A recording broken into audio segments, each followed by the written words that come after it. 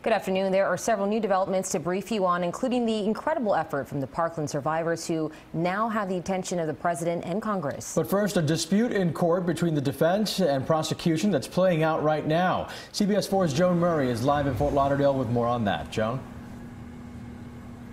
Busy day in court, all having to do with 19-year-old Nikolas Cruz. Let's go to the video. This morning there was a hearing.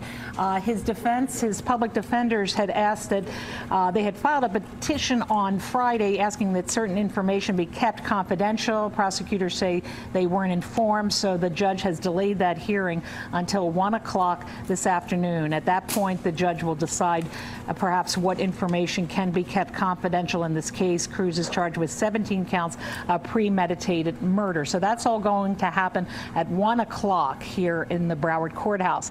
Now, there is a second hearing that is happening at 2 o'clock, and that is when the Department of Children and Families will go to court.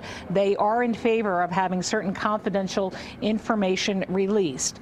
They say that Cruz was not involved with the system as a child, but that he did have one interaction back in 2016 when he was 18 years old. The hotline had gotten a call that Cruz was seen on a Snapchat video cutting his arms, and also that he had threatened to buy a gun at that point. DCF investigated. They concluded that he was not a victim of neglect and that he was getting adequate care. So once again, that hearing starts at 2 o'clock. The 1 o'clock hearing is to determine what, if any, information can be released.